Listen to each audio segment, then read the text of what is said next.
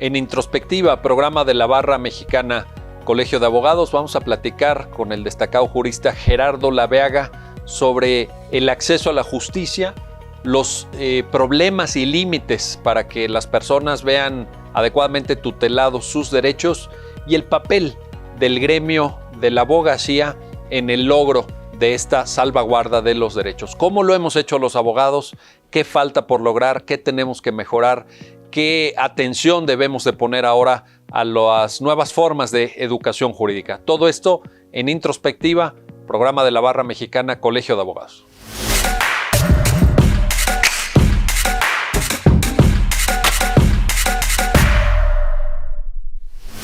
Bienvenidos a Introspectiva, entre lo justo y lo legal, programa de la Barra Mexicana Colegio de Abogados. En esta ocasión vamos a platicar con Gerardo Laveaga, un destacado abogado mexicano, académico, jurista, literato también, autor de novelas muy significativas. Yo siempre recomiendo a mis alumnos esa novela jocosa, traviesa, que es Justicia. Gerardo, bienvenido a Miguel, tu encantado programa. de estar contigo. Me da mucho gusto tener la ocasión de conversar.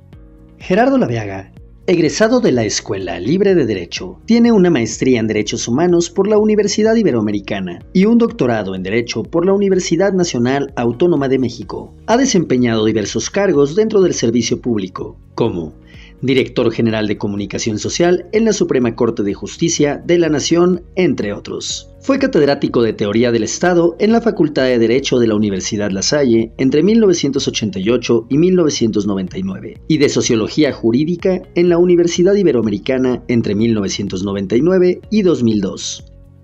Ha publicado diversos libros, entre ellos La cultura de la legalidad y Hombres de Gobierno, y es coautor de La democracia y sus quimeras, Entre abogados te veas, entre otros.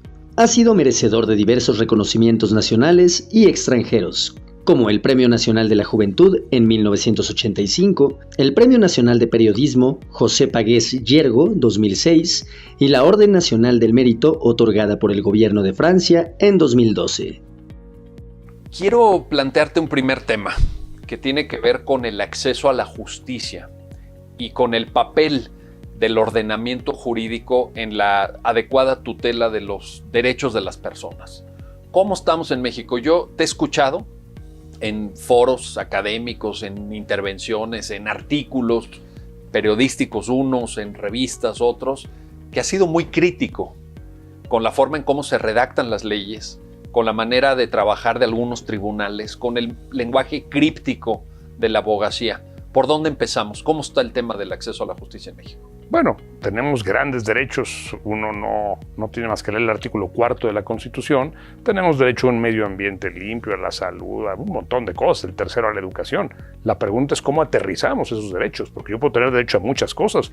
Mientras no se aterricen, mientras el hombre y la mujer de la calle no tengan acceso y tengan mecanismos para hacer valer esos derechos, pues es letra muerta. ¿Y por dónde empezamos? ¿Cuál sería el diagnóstico? ¿Está mal? ¿El artículo 4 está mal? No, yo creo que son muy buenas ideas. El tema es que hemos complicado esto para que solo muy pocas personas tengan acceso al derecho. Déjame ponerte un ejemplo. Hace un montón de tiempo, en el siglo XV, Jan Hus propuso que la Biblia se tradujera del latín a todas las lenguas vernáculas.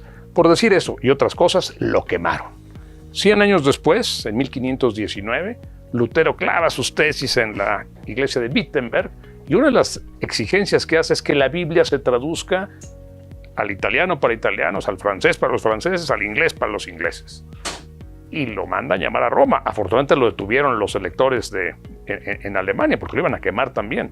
¿Por qué a la iglesia le preocupaba tanto que la Biblia pudiera traducirse? Porque cuando ellos tenían el control del lenguaje podían imponer todo. Porque cuando la gente dijera, oye, esto dice la Biblia, no tiene ni pies ni cabeza. El latín era sofisticado. Confiteor tibi pater coelie terrae sapientibus et prudentibus. Le dice, wow, este hombre sí sabe. Y el derecho es igual. Y no solo en México, en todo el mundo. Solo muy pocas personas tienen acceso a este derecho. Y para eso se requieren intérpretes, profetas, que son los abogados. Si tú puedes pagar un buen abogado, tienes acceso a la justicia. Si tú no puedes pagar un buen abogado, no tienes acceso a la justicia. Pero todo empieza por el control del lenguaje, entonces, por apropiarse de la traducción de las normas jurídicas y que sea el gremio, que sean los abogados, las abogadas los que digan, no, pues tienes que pasar por un filtro profesional para que luego tengas acceso a que se satisfagan tus derechos, etcétera. Es un control lingüístico en primer lugar. Yo no sé si en primero, en segundo o en tercero, pero sin duda es un elemento para tener a muy poca gente accediendo a la justicia, el lenguaje, sin duda. Lo complicado de las normas. Hay otros temas, podríamos hablar muchos de los problemas. Tú ahorita, ahora abordamos el tema del lenguaje. Escogí por mera curiosidad este párrafo del artículo de la Ley del Impuesto sobre la Renta, el artículo 57. Déjame leerlo porque estamos en un programa de abogados para abogados y seguramente todos los abogados dirán, claro, lo conozco, se entiende muy bien. Para los artículo 57 de la Ley del Impuesto sobre la Renta. Para los efectos de este artículo, el monto de la pérdida fiscal ocurrida en un ejercicio se actualizará multiplicándolo por el factor de actualización correspondiente al periodo comprendido desde el primer mes de la segunda mitad del ejercicio en el que ocurrió y hasta el último mes del mismo ejercicio. La parte de la pérdida fiscal de ejercicios anteriores ya actualizada, pendiente de aplicar contra utilidades fiscales, se actualizará multiplicándola por el factor de actualización correspondiente al periodo comprendido desde el mes en que se actualizó por última vez y hasta el último mes de la primera mitad del ejercicio en que se aplicará. ¿Qué es eso? Esto es la Ley de Impuesto sobre la Renta. Cualquier abogado tendría que entenderlo. Pero es que no, me perdí en el segundo renglón. O sea, ya no te puedes seguir. Es el artículo vigente. Digo, si yo quiero pagar mis impuestos, ¿qué hago? Tengo que recurrir a un intérprete. Sí. Y los intérpretes se enriquecen haciendo lo más complejo. Y mientras más complejos sean los artículos, más posibilidades de ganancia tienen los abogados. Pero esto niega el acceso a la justicia a millones de personas. Con ese ejemplo lo dejaste clarísimo. Es un problema incentivado o mantenido o cobijado por los intérpretes. Por supuesto, por supuesto. Pero por supuesto, o sea, si yo me gano la vida. Lo que estás diciendo es que los abogados, los profesionales del derecho, son corresponsables de este desastre. Bueno, pero o de esta situación insatisfactoria. Eso lo hemos dicho tú y yo por todos los medios posibles. Sí, pero quiero ahora escuchar cómo... Por supuesto que son corresponsables. Y uno de los grandes desafíos de la barra mexicana, de la que tú eres integrante y yo soy integrante, debería ser simplificar el lenguaje. El problema es que si lo simplificas, pues mucha gente se va a quedar sin la oportunidad de juego. Si haces las cosas muy sencillas, pues la gente no le va a gustar y va a protestar. Ahora, ese es un tema, el lenguaje, pero hay otros temas. Por ejemplo, cuando el lenguaje incluso es muy claro, la poca precisión de qué le toca a quién. Y no vayamos al federalismo, vayamos a temas más simples. Yo le preguntaría a los abogados que nos están escuchando un test muy simple. Un secuestro en Texcoco, ¿dónde se debe denunciar? A, en la Fiscalía del Estado de México. B, en la Fiscalía General de la República. C, ante la Guardia Nacional. D, ante la Agencia Nacional de Secuestro. D, en cualquiera de las anteriores. Y la respuesta es la última, en cualquiera de las anteriores. Entonces, si yo quiero denunciar un secuestro en Texcoco, ¿a dónde voy? Porque cuando todo le toca a todos, pues nada le toca a nadie. Y es otro problema del acceso a la justicia.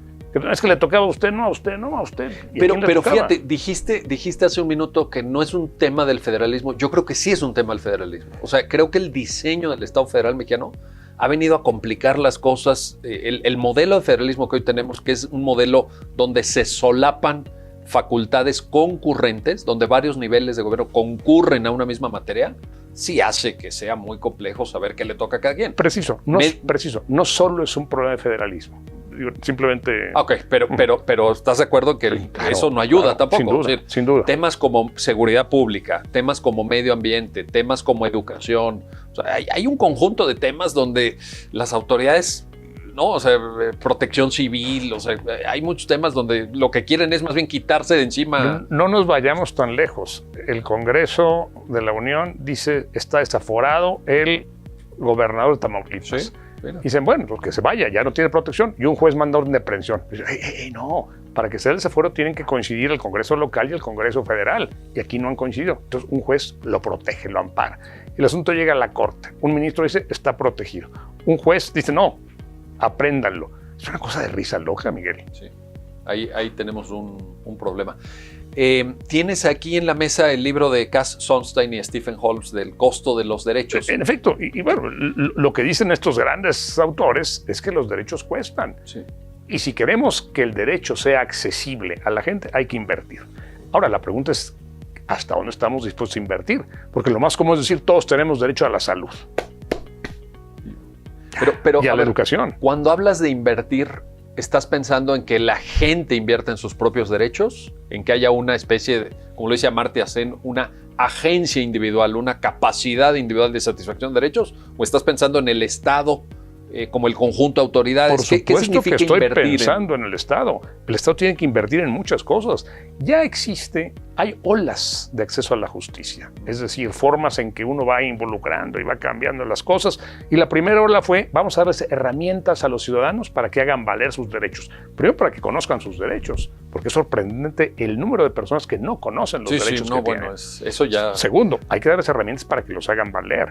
Tercero, hay que crear instituciones que les ayuden, como la Defensoría de Oficio, como los asesores legales en algunas dependencias. Yo llego, señor, usted tiene un defensor de oficio que no le va a costar. Claro que el Estado tiene que invertir. Las garantías judiciales no solamente las defiende nuestra Constitución, sino la Convención Interamericana de Derechos Humanos. Entonces, las garantías judiciales tienen que hacerse, difundirse y convertirse en una posibilidad real de que yo tenga un abogado que me ayude. Oye, déjame regresar un segundito al tema de que la gente no conoce sus derechos, pero un ciudadano, digamos, sin mayor preparación, etcétera, abre la Constitución, que también la tienes aquí encima de la mesa.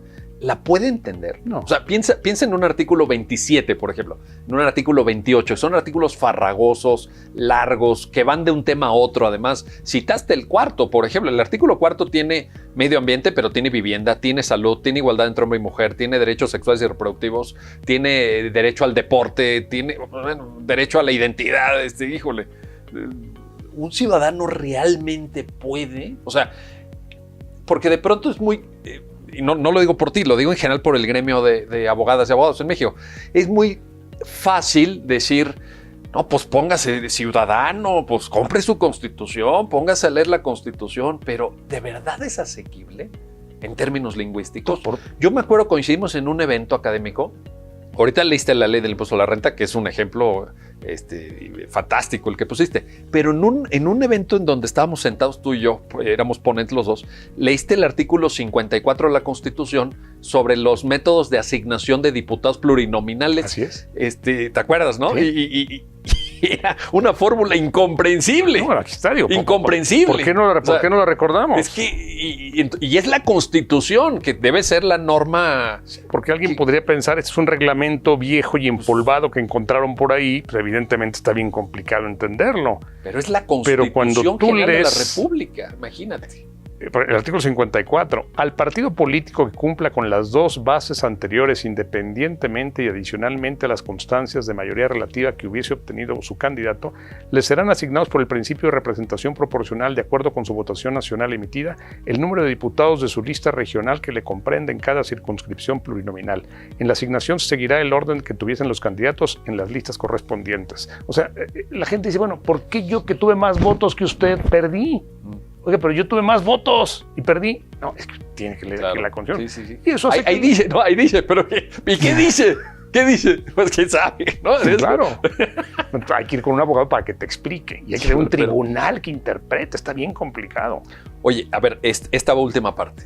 Depositamos, alguna vez un juez de la Corte Suprema de Estados Unidos dijo que depositamos demasiadas esperanzas él decía en la Constitución y en los tribunales, pero quiero ir a esta segunda parte.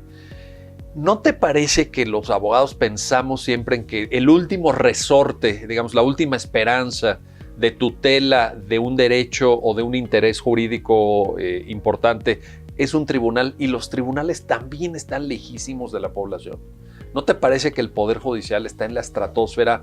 Puede ser por lo que cuesta la asesoría jurídica, puede ser por la lentitud con la que se resuelven muchos asuntos. O sea, de repente tú le dices a un trabajador que fue despedido, ve y litiga ante la Junta, y la Junta de Conciliación y Arbitraje en 3 años te va a sacar un laudo que va a ser luego recurrible a través de un amparo, etc. Híjole, un trabajador pues necesita darle de comer mañana a su familia. sea, la solución jurídica viene en 3 años. ¿Y cómo aprecias eso? Tenemos que buscar soluciones alternas. Los tribunales están rebasados, están inundados, están saturados. Tenemos que aprender a resolver problemas sin necesidad de recurrir a los tribunales. Eso es importante. Punto, fundamental. Porque cuando no funciona la justicia, hay 2 formas de resolver. Bueno, hay muchas. La mejor es dialogar y la mejor es llegar a acuerdos. Y yo estoy convencido de que un mal acuerdo, como decían nuestras abuelas, es mejor que un mal pleito. Perdón, que un mal acuerdo es mejor que un buen pleito, decían nuestras abuelas. Yo coincido 100% con eso. Porque cuando tú no lo resuelves por diálogo y por transacciones y por negociación entre las partes, tienes alternativas si los tribunales no te atienden. Una es la violencia. No, pues yo voy a imponerlo con mi... Y vaya que en México... Y eso demuestra que no están funcionando los tribunales, que no están funcionando los abogados, que no están funcionando correctamente los colegios de abogados cuando hay tanta violencia. Porque si así se resuelven los problemas, algo está fallando. Pero hay otra manera de resolver los problemas, la corrupción. Mire, le doy aquí, usted me da, yo... Que también claro, en México, vaya, que algo claro, hay, ¿verdad? Algo hay. Eso revela en México corrupción y violencia, que los problemas se están resolviendo fuera de los tribunales, o fuera del diálogo, o fuera de la negociación que tendríamos que privilegiar. Pero nosotros seguimos en esta visión. Nuestra Constitución tiene 136 artículos. Tú hablabas hace un ratito de Estados Unidos. La Constitución de Estados Unidos tiene 7 artículos. Si le sumas las 27 enmiendas, vamos a decir que tenga 34 artículos, o que tenga... pero no se compara con los 136 que nosotros tenemos. La Constitución de la India, que es la más larga del mundo, tiene 448 artículos. Una cosa farragosísima. Yo sí soy partidario del minimalismo jurídico. Mientras más cortas, mientras más breves, no todo tiene que estar en la Constitución, ni todo tiene que estar previsto. Híjole, pero cada diputado que llega quiere dejar su impronta, claro, quiere dejar su sello, claro, quiere decir, no, mira, yo fui el autor de tal iniciativa que luego quedó en la Constitución. Oye, ¿qué más hizo usted en favor de la gente? No, pues reformé la... Y alguien la entiende, alguien la lee, alguien la aplica. Bueno, no, pero ahí está mi aportación, ¿no? No, y peor, ¿le sirve a alguien o nada más llegó a complicar las cosas? Y generalmente llegan a complicar las cosas.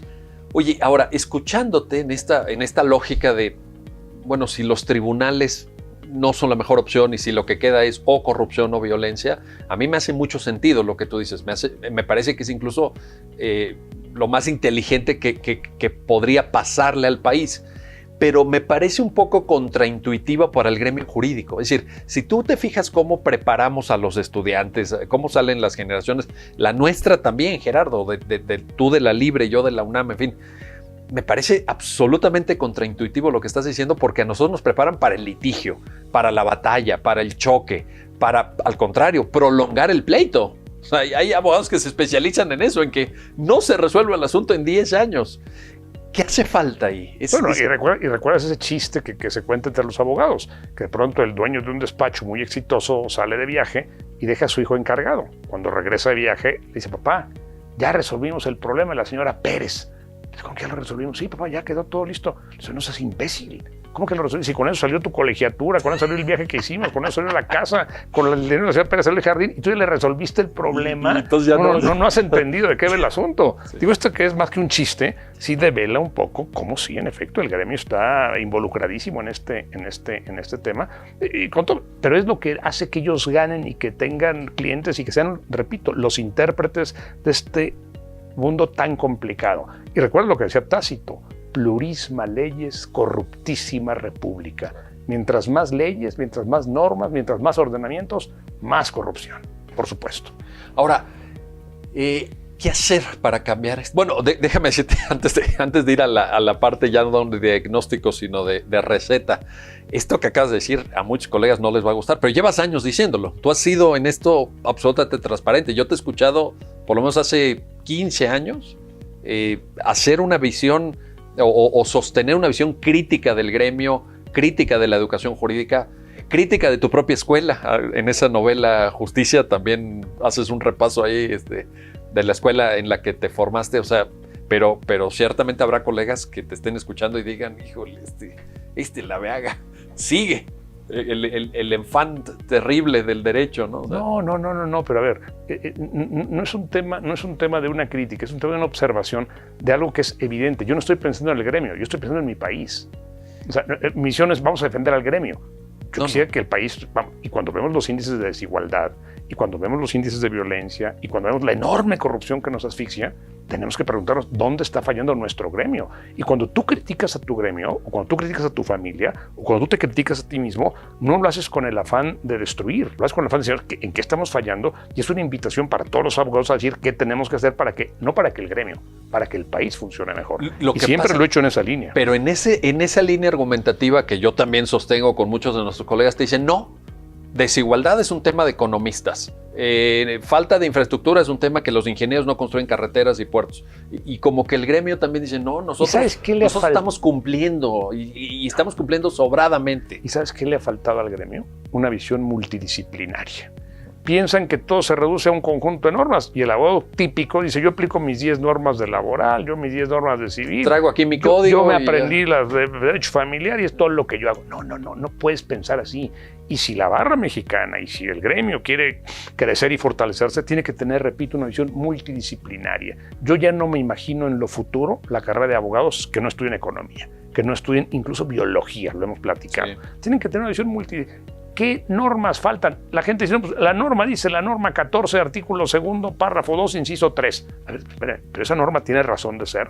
Pienso en todo lo que se ha logrado últimamente, y no por los abogados, contra los abogados. El tema del aborto, el tema de la objeción de conciencia, el tema de los matrimonios gays. O sea, los abogados siempre son una piedra, un óbice. Es que la ley dice, cuando se llevó a cabo el tema de la droga, se puede legalizar o no. El consumo decía lúdico. Un ministro, oye, la ley, vea, a ver, señor, pero usted está por encima de la ley. No, es que la ley lo prohíbe. Señor, usted está en la esfera constitucional. Lo que un ministro tiene que preguntarse no es si esto está en la ley, ya sabemos que está en la ley, si no, no se lo preguntaría. ¿Es constitucional esta ley? Y decía el ministro, artículo, vea, ley de salud, no se puede. Un ministro, no un juez, no un magistrado, un ministro. Cuando un ministro tiene esta visión de hay que cumplir con la ley a rajatabla, no hemos entendido lo que es una interpretación constitucional.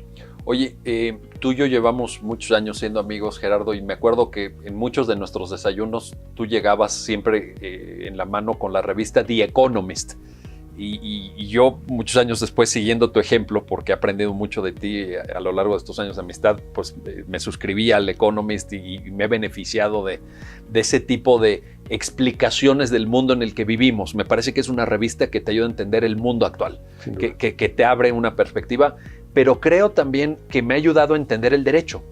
Es una revista que te ayuda a entender las grandes tendencias, que te alerta de temas que si tú estás mirando solamente tu código local, ¿verdad? Pues no entiendes nada. Que ese provincianismo es una tragedia para el gremio. Y que viene mucho de la educación jurídica también. Pero cuando dices que hay que ser multidisciplinarios, te refieres, por ejemplo, a eso, ¿no? O sea, a poder tener esa capacidad de entender cuáles son los grandes cambios en el mundo, las grandes tendencias, claro, hacia dónde vamos como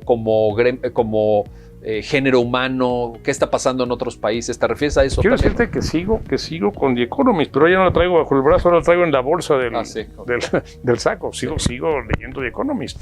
Creo que un abogado o un juez, me decía una vez un ministro, y no voy a decir su nombre porque lo conociste bien, dice, yo soy un juez de tiempo completo, yo no tengo tiempo de leer novelas, ni de ir al cine, ni de ir a conciertos, ni de leer periódicos, soy un juez de tiempo completo, entiéndame. Yo dije, qué horror que un asunto mío caiga en manos de este señor. Y era un juez que tenía fama de honorable y de probo. Pero el señor decía, yo no tengo tiempo ni literatura, ni historia, ni política, ni economía. No leo periódicos. Todo el tiempo estoy dedicado a mis casos. No, ojo, pero eso que me lo dijo él con tanta franqueza, lo piensan y lo hacen muchos abogados. Están ceñidos a sus 10 artículos familiares o laborales o fiscales, o a sus 20 o a sus 50. Oye, pasemos de la crítica a la propuesta, del diagnóstico a la receta. ¿Por dónde empezar? Por hacer un derecho minimalista. Yo creo que tenemos que tomar el ejemplo de las grandes religiones, Miguel. La religión cristiana, los católicos, 10 mandamientos, estos son los 10 mandamientos, 1, 10. Los 5 pilares del Islam, pum, pum, pum, pum, pum. Las verdades del budismo, punto. O sea, es muy fácil ser miembro de una religión. Y aquí están las normas clarísimas y simples. Yo creo que el derecho tiene que apuntar hacia un minimalismo. Y a medida, qué paradójico, ¿no? Que se va sofisticando el mundo en materia de comunicaciones, de información, el derecho va a tener que irse simplificando. Porque si no pasa esto va a reventar. Ahora, ¿estás pensando en diseños legislativos de esa naturaleza, digamos, el ejemplo que pusiste de la Constitución, yo creo que la Constitución mexicana se puede, lo voy a decir así, deflacionar a un nivel impresionante. Vaya, ¿una cuarta parte? Yo diría que una cuarta parte. Pues, o sea, que quede en un 25% de lo que ahorita es. Sí. Probablemente. Sí, por poner las grandes líneas y lo demás en reglamentos, en leyes reglamentarias. Mira, esa fue una propuesta del gran maestro Héctor Fixamudio, maestro de tantas generaciones, cuando él dijo, ¿por qué no tenemos una constitución siguiendo el modelo norteamericano, muy breve, con los grandes lineamientos, y luego hacemos leyes orgánicas constitucionales? Claro. Esa era la denominación que Claro. utilizó el maestro Fix, que estén, digamos, en un nivel supralegal, o sea, que no sean leyes ordinarias, etcétera, pero que no estén en la Constitución, porque en la Constitución tienes una mini ley federal del trabajo en el 123, una mini Constitución de la Ciudad de México en el 122, una mini ley agraria en el 27, y bueno, ¿y eso tiene que estar ahí o no? O sea, Claro. Empezarías por ahí. Y déjame leerte, creo que son las cosas que más me gusta de la Constitución, el artículo 17. Creo que es uno de mis párrafos favoritos. Esto es reciente. Estoy leyendo la Constitución comentada por Miguel Carbonell. Dice el párrafo 17. Me encanta este párrafo porque da en el clavo. Siempre que no se afecte la igualdad entre las partes, el debido proceso u otros derechos en los juicios o procedimientos seguidos en forma de juicio, las autoridades deberán privilegiar la solución del conflicto sobre los formalismos procedimentales. El tema es que esto no está reglamentado. Cuando llega con un juez y dices, híjole, pero yo tengo aquí 14 normas que seguir antes. Señor, ya se arregló el problema. No, pero hay que cumplir con todo el procedimiento porque si no me sancionan. A ver, señor, ya lo dice, no, pero yo no puedo aplicar la Constitución. Y aquí tenemos otro problema con el control difuso. El artículo primero. ¿Se vale aplicar directamente? Señor, mire, aquí hay 20 pasos. Si usted ya llegó a un arreglo, aquí terminamos. ¿Cómo le haces sin incurrir en sanciones? Pero ya dimos un paso. Pero no, esto implica... Pero ese párrafo, ¿no te parece que lo que está enviando es un mensaje de cambio de cultura? Claro, o sea, por supuesto. Porque si nos esperamos a esto que dice, es que aquí hay 14 pasos y mire que la ley dice, y yo no puedo aplicar la Constitución o no hay control difuso. A ver, pues es un tema también de cultura jurídica decir, señor juez de primera instancia del municipio de no sé qué, agarre usted la Constitución, o sea, hágase usted intérprete y partícipe de la defensa del orden constitucional. Por supuesto, pero sin la menor duda. Sí, por ahí tenemos que empezar. ¿Y eso cómo? O sea, constituciones más breves, minimalismo en el diseño legislativo. Y una educación jurídica que no esté privilegiando el fárrago y la traducción. Naturalmente, si yo soy traductor de ruso y de español, pues a mí me encantaría que todas las leyes estuvieran en ruso, porque pues, la gente me pagaría más para entenderlas. Serías el protagonista del debate social. Y el más rico. Y el más rico, sí. Es un tema de dinero también. Hay intereses ahí económicos. Pero Miguel, por supuesto. Pero naturalmente. Y cualquiera que estudie un poquito de economía lo sabe.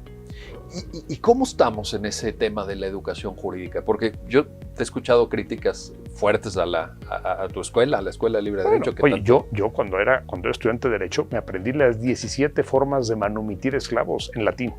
Ya se me olvidaron todas. Yo no podía decir ninguna, pero para pasar mi examen de romano y para tener un título de la Libre, tenías que saberte las 17 formas de manumitir esclavos. ¿Y eso sirve o no sirve? Pues ya no hay esclavos. Bueno, sí, o sea, ya no existen los esclavos. Entonces, a mí nunca me ha servido para nada. ¿Pero qué es? O sea, déjame entender tu comentario. Es un comentario en el sentido de decir, enseñen cosas que sirvan y no cosas que ya están más rebasadas que nada por el tiempo.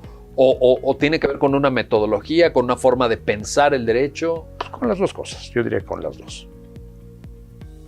¿Y la literatura jurídica? ¿Cómo observas la doctrina jurídica? ¿Ha cambiado? ¿Seguimos leyendo el libro que estudiaba tu padre o mi padre, el que estudiaste tú y el que pudieran estudiar eventualmente a nuestros hijos, en derecho administrativo, por ejemplo, el de Gabino Fraga, es el mismo. De los años 60. Es el mismo. Y el Felipe Tena Ramírez de Constitución. Gran profesor de la Libre. Sin duda. Entonces también es una crítica a la academia que no se ha puesto las pilas. Pero a lo mejor no le ha convenido. A lo mejor no ha tenido alicientes para hacerlo. Y nosotros tenemos que crear los alicientes y subrayar. Pero cualquiera quisiera ser el autor del nuevo derecho administrativo mexicano. O sea, el nuevo Gabino Fraga, el nuevo Felipe Tena Ramírez, el nuevo Ignacio Burgoa. Yo creo que sería una tentación enorme para cualquiera del gremio, ¿no? Sí, si tienes las condiciones propicias para hacerlo. Y creo que todavía no tenemos las condiciones propicias para hacerlo. ¿En qué condiciones estás pensando? Bueno, a que haya una voluntad política para simplificar todo esto. A que haya diputados más preparados, a que haya senadores más comprometidos. Eso urge. Bueno, eso, naturalmente. Eso urge. Entonces, corresponsabilidad entre el gremio para acercarnos ya a la conclusión de esta conversación. Corresponsabilidad del gremio, diseño legislativo nuevo, ¿alguna sugerencia específica en términos de receta para tema de tribunales, además de lo que ya platicaste de justicia alternativa? Yo creo que no. Yo creo que en la medida en que haya más justicia alternativa y la gente, y aquí sí va con el modelo que tú mencionabas, aprenda a resolver sus problemas y no quiera judicializarlo todo, un divorcio, una herencia, se puede llegar a arreglos. A ver, maestro, la casa, mira, yo te doy esta parte, tú dame esta parte y se acabó. Pero ahí de nuevo, ¿no te parece que es el gremio y no la gente? O sea, si la gente viene a pedirle, digamos, orientación al abogado y el abogado le dice, no, miren, aquí no hay otra solución más que demandar. Que la gente no vaya con el abogado. ¿Viste esta película que se llama Historia de un matrimonio? Son dos personas que se quieren separar. Sí. Y ya llegan a un acuerdo, tú tanto, yo tanto. Pero ella va con un abogado. No, le dice el abogado, ¿cómo? No, eso no puede ser como 50-50. A usted le toca 60, que él se quede con 40. Ella contrata una abogada, él contrata un abogado. Y ahí un pleito horroroso. Y al final de que perdieron todo el dinero, bueno, lo ganan los abogados, acaban haciendo lo que habían pactado al principio. Tú te vas a vivir aquí, yo voy a vivir acá y nos vemos una vez al año con los niños aquí y acá. Lo que ya habían pactado ellos, los abogados, los jueces, los magistrados, todo lo complicaron, les salió carísimo a todos y finalmente se quedaron con la solución que habían pensado al principio. Hijo, qué gran ejemplo, qué gran ejemplo. Una muy buena película, por cierto. Una muy buena película. Y hay que darse tiempo para la literatura, para las novelas, para la película, para el arte, bueno, para ser mejor abogado. A mí me parece que un abogado que no lee literatura, que no va al cine, que no lee los periódicos, no merece llamarse abogado. Tendrían que retirarle el título y la cédula. Oye, tenemos que platicar, en otra ocasión lo haremos, sobre la literatura y el derecho. Acepto. Yo sé que es un tema que te apasiona y que... Acepto la invitación, encantado. Mil gracias, Gerardo. Gracias a ti, Miguel. Gracias, y gracias a ustedes que hacen posible este programa Introspectiva de la Barra Mexicana, Colegio de Abogados. Hasta pronto. Pues ya lo han escuchado, ya lo han visto, una corresponsabilidad del gremio de abogadas y abogados en México, de los poderes legislativos, de la ciudadanía también, que debemos de trabajar todos juntos por un mejor sistema jurídico, por un mejor acceso a la justicia, pero en definitiva, por un mejor país. Gracias y nos vemos pronto para otro programa Introspectiva de la Barra Mexicana, Colegio de Abogados.